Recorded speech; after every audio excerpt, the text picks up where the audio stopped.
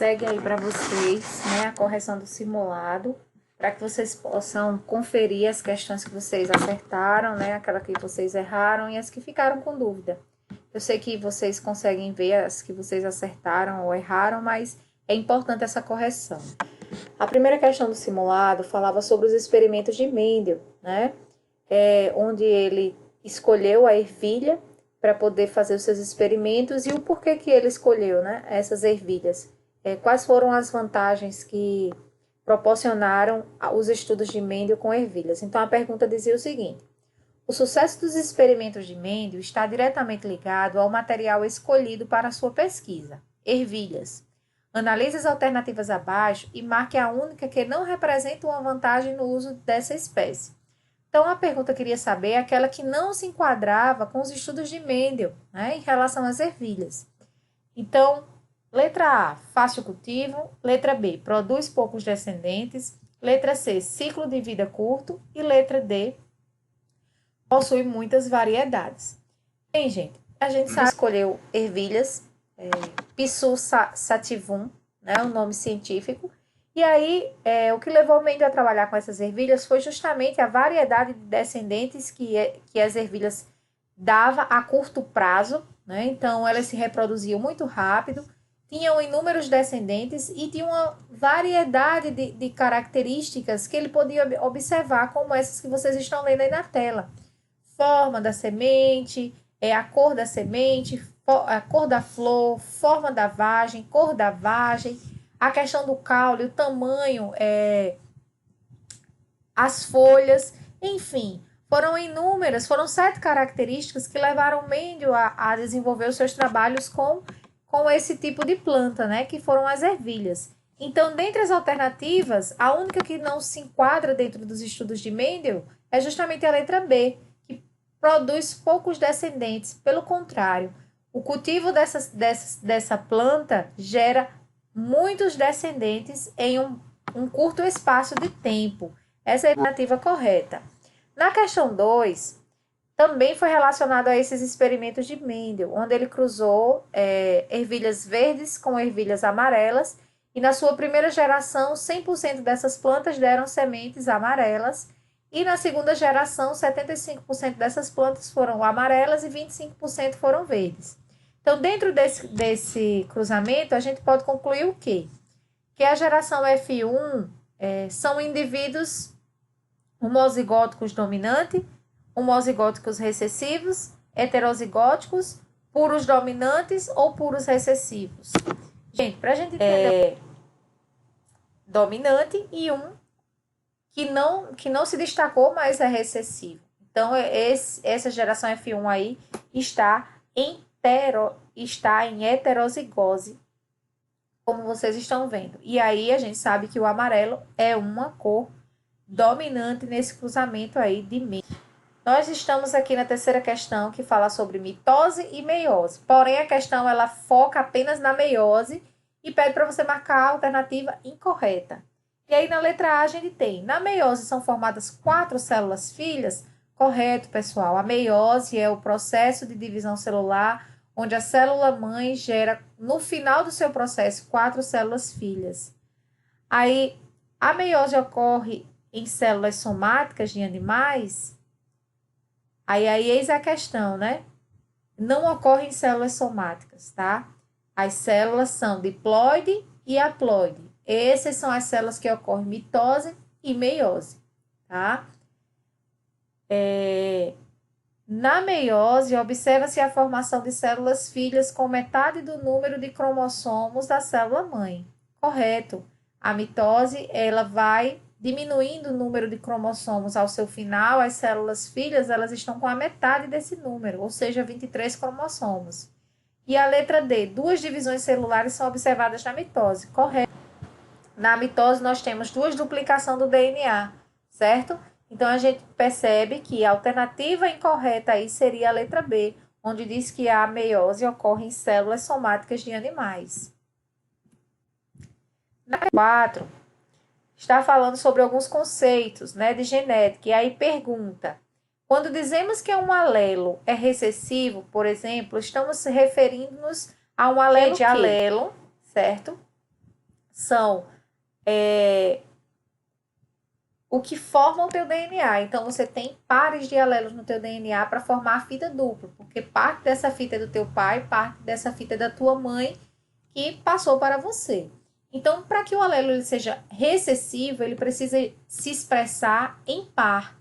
Então, quando ele está em par, ele está em homozigose, tá? Porque se ele é heterozigoto, ele não precisa estar em par para poder se expressar. Ele pode estar muito bem sozinho, como azão, azinho aqui, para poder se expressar. Então, nesse caso aqui, recessivo, ele não é azão, azão. Então, ele é azão, azinho. Então, a resposta correta aí seria a letra B. Somente se expressa em homozigose. Essa seria a resposta dessa questão. Na questão 5, que nome é atribuído ao conjunto de características físicas e fisiológicas de um indivíduo que é resultado da ação dos genes e do meio? Gente, para a gente poder entender aqui, a resposta seria fenótipo. Por que fenótipo? Porque o genótipo, ele é as características que você herda, né? Que está lá nos teus genes. Porém, o fenótipo é aquilo que transparece, é aquilo que é visível. Por exemplo, a cor da tua pele, o formato do fio do teu cabelo. Isso aí é fenótipo, mas são características que, com o meio onde o indivíduo vive, podem ser modificadas. A pessoa pode alisar o cabelo, pode pintar o cabelo, pode tomar sol demais e escurecer a cor da pele, ou pode tomar sol de menos e ficar mais branquinho. Então, o fenótipo é justamente isso, as características visíveis de um indivíduo, mas que são definidas, claro, pelo genótipo, né? Pelas características que a gente herda dos nossos familiares. Na questão 6, também pergunta qual é o nome, né? Que nome recebe uma representação gráfica usada dentro do campo da genética que indica as relações de parentesco entre os. Então, essa daí seria a heredograma, porque a gente sabe, a gente está estudando e a gente sabe que o heredograma ele é uma representação gráfica que justamente mostra essas características e as relações entre os entes familiares, né? Na verdade, é uma árvore genealógica. A questão 7 também ainda está relacionada ao heredograma. E aí a gente tem a questão. Em aconselhamentos genéticos, um dos recursos utilizados é a elaboração de heredogramas, como este. É incorreto afirmar que a análise de heredogramas pode. É incorreto, então a gente vai marcar aquela que é incorreta. Letra A. Determinar o provável padrão de herança de uma doença. Então, o heredograma, ele serve para isso? Ele nos ajuda a entender a herança de uma determinada doença passada de descendente para descendente? Correto. Ele ilustra as relações entre os membros de uma família? Ilustra, correto. Ele prevê a frequência de uma doença genética em uma população? Uma família é uma população? Né? Esse aqui é que nos deixa a desejar, porque é justamente a questão incorreta em relação aos heredogramas, né? Porque a letra D também se encontra correta, tá? Na questão 8, também uma questão de heredograma, já está aqui, ó, a letra A é a resposta correta, mas aí a gente vai fazer a análise do heredograma. Considere a seguir a recorrência de uma heredopatia, que eu coloquei aqui. O que é isso, professora? São doenças hereditárias que são passadas ao longo das gerações. Então, de acordo com esse heredograma que a gente tem aí, e outros conhecimentos sobre o assunto, é correto afirmar aqui. Gente, aqui para a gente entender, nós temos duas famílias, porém um casal aqui normal e o outro casal aqui afetado. Esse primeiro casal aqui teve 4 filhos, nenhum foi afetado porque eles não têm o gene da doença dominante, né? Ou recessivo aqui, que a gente ainda não sabe. Porém, esse outro casal teve 3 filhos, né? E 2 desses filhos possuem esse gene aí dessa doença heredopática. Então, os filhos aqui, ó, tiveram um relacionamento e tiveram 5 filhos. Desses 5 filhos, 2 apenas tiveram essa doença hereditária aí. E aí a gente pergunta: normalidade ocorre na ausência do gene dominante. Letra B. Casais afetados têm somente filhos afetados. Isso aqui é errado, porque não quer dizer que um casal que é afetado, todos os filhos sejam afetados. Porque aí, por exemplo, aqui, ó, esse casal teve um filho que não é afetado. Então, não tem como o casal ser afetado e todos os filhos serem afetados. Depende muito. Indivíduo normal não pode ter filho afetado. Não, isso também não acontece. Porque, como a gente está estudando descendentes, possa ser que o casal não seja afetado, mas os seus descendentes anteriores possam ser afetados. Então, isso aqui não é uma regra. Qualquer homozigose torna o indivíduo normal. Também, isso aqui não tem sentido, né? Porque quer dizer que se ele tiver azão, mas o azinho, que ele vai estar em homozigose, isso não vai tornar o indivíduo normal, porque depende muito da doença e depende muito do gene que está em estudo. Como aqui não fala, então não tem nada a ver. Aí a gente volta para a letra A, porque normalidade é justamente ocorrer a ausência do gene dominante, como é o caso que aconteceu aqui na última geração, onde o casal teve 5 filhos e apenas 2 foi afetado. Então, a ausência do gene dominante dessa doença não causou em 3 filhos essa normalidade. Então, é normal o gene dominante não se destacar dentro da geração. Na questão 9, a gente tem um heredogramazinho aqui. E aí pergunta, né, a característica representada em negrito, que são essas duas bolinhas que estão aqui pintadas.